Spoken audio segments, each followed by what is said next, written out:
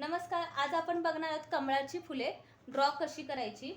तर त्यासाठी मी असा कार्बन घेतलेला आहे. कार्बनची ही साईड वरती घ्यायची आहे आणि त्यानंतर आपल्याला हे कमळाचं जे डिझाइन आहे ते ठेवून द्यायचं आहे. ठेवताना व्यवस्थित ठेवून द्यायचं,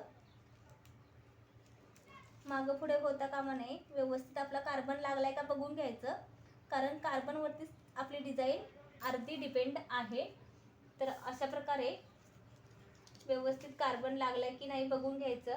एका साईडला ओझं ठेवून घ्यायचं. ओझं ठेवल्याने आपला कागद हलणार नाही आणि आपल्याला आपली डिझाइन ड्रॉ करून घ्यायची आहे. ड्रॉ करताना व्यवस्थित ड्रॉ करून घ्या, जेणेकरून डिझाइन आपली बिघडणार नाही. सगळ्या डिझाइन एकसारख्या आल्या पाहिजेत, कारण काही वेळा तुम्हाला 2 कमळाच्या फुलांची ऑर्डर असते, त्यावेळी ती एकसारखीच कमळाची फुलं गेली पाहिजेत. कारण हाताने जर ड्रॉ काढला तर कदाचित कमी जास्त होऊ शकतं आणि ती डिझाइन आपली व्यवस्थित होणार नाही. म्हणून तुम्ही काय करायचं, असं ड्रॉ काढून घ्यायची व्यवस्थित आणि त्यानंतरच तिला असं कार्बन पेपरवरती ठेवून आखून घ्यायचं आहे. त्यामुळे काय होतं, आपल्या ज्या डिझाइन आहेत त्या खूप छान येतात, एकसारख्या येतात, अगदी छापून काढल्यासारख्या एकसारख्या येतात. आपण जी ऑर्डर कस्टमरला देणार आहे, कस्टमर सुद्धा खुश होतं आणि त्यांना सुद्धा ह्या ऑर्डरी खूप आवडतात. आता ह्या बाजूचं झालेलं आहे, म्हणून मी आता ह्या बाजूच्या पाकळ्या काढून घेणार आहे.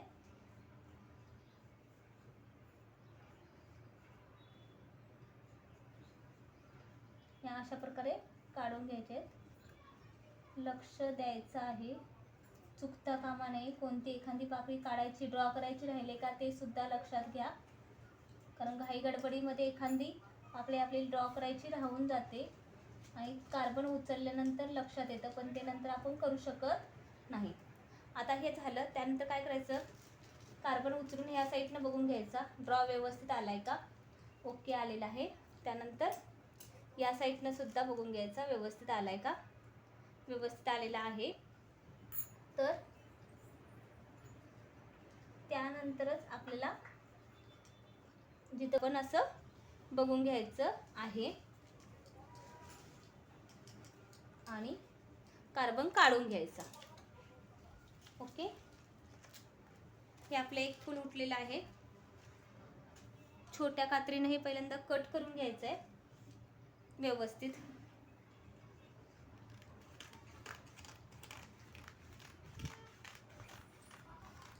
अशा प्रकारे तुम्हाला कट करून घ्यायचं आहे आणि त्यानंतर आपल्याला त्यामध्ये कलर भरायचे आहेत. आता कलर कसे भरायचे ते आपण बघूच. आता आपण पाहिलं की कार्बनच्या साह्यानं आपण कशा प्रकारे लोटसला आकार देऊन घेतला. आता हा कमळाचा आकार जो आहे त्याला आता आपण गुलाबी सेडनं छानसा असा व्यवस्थित आणि त्याचा मूळ शेप बदलणार नाही या पद्धतीनं आकार देऊन घेऊ. हा आकार देत असताना तुम्हाला काळजी घ्यायची आहे की हा 2 वेळा आपल्याला गुलाबी किंवा जो तुम्ही डार्क कलर वापरणार आहात, ज्या कलरचं कमळाचं फूल बनवणार आहे त्याच कलरच्या डार्क शेडनं अशी दुहेरीगी सेट देऊन घ्यायची. आता दुहेरीगीच का द्यायची, तर एकेरीगी दिली तर त्या फेंट कलरमध्ये ती उठून दिसत नाही आणि म्हणावा तसा आपल्या फुलाला ओरिजिनल नैसर्गिक रंग येत नाही. म्हणून आपण असं दुहेरीगी द्यायचं, त्यामुळे फूल खूपच छान दिसेल. जर मध्येच तुमची अशी स्टिक संपली तर ती गरम करून पाठीमागच्या साईडला चिकटवायची आहे. गरम केल्याने ती पाठीमागच्या साईडला व्यवस्थित चिकटते जाते आणि गम ही छान गळतो. असं दुहेरीगी तुम्हाला व्यवस्थित अगदी आकार बदलणार नाही याची खूप काळजी घ्यायची आहे. ज्यावेळी तुम्ही जो ओरिजिनल आकार आहे तोच द्याल, त्यावेळी ते कमळाचं फूल उठावदार दिसणार आहे. त्यानंतर आतमध्ये तुम्हाला फेंट कलर भरून घ्यायचा आहे, कारण फेंट कलरमध्येच कमळाचं फूल खूप छान दिसतं. जर तुम्हाला केशरीमध्ये बनवायचं असेल तर डार्क केशरी पाठीमागच्या साईडला तुम्हाला दिसतंय बघा. मला अजून एक कमळाचं फूल बनवायचं होतं म्हणून डार्क केशरी आणि फेंट केशरीसुद्धा मी घेऊन ठेवलेले आहेत. आणि ज्यावेळी तुम्ही पानांची कलर ही बनवणार आहात त्यावेळी त्यामध्येही डार्क आणि फेंट कलर घालायचे आहेत, हे आठवणीनं लक्षात ठेवा. ज्यावेळी 2 कलरचा आपण वापर करू त्यावेळी ती रांगोळी खरोखरच सजीव दिसायला लागते, ओरिजिनल दिसायला लागते. कारण ज्या प्रकारे तुम्ही रांगोळीमध्ये कलर दिसतात त्या प्रकारे तिच्यामध्ये सजीवता येत असते.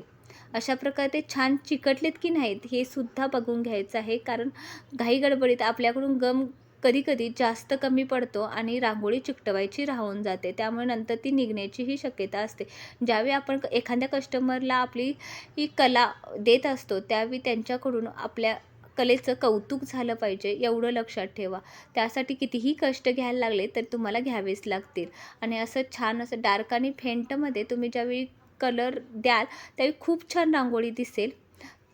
तर तुम्हाला ही रांगोळी कशी वाटली? आवडली का? आणि तुम्हीसुद्धा हे लोटस बनवणार आहात का? बनवणार असाल तर माझी ट्रिक वापरा नक्कीच, कारण तुम्हाला ते सोपंही जाईल. आता यासारख्या मला कमळाच्या फुलाच्या 15 ऑर्डरी आलेल्या आहेत. आता एकाच साच्याच्या साहाय्यानं मी एकसारखीच 15 फुलं बनवू शकते.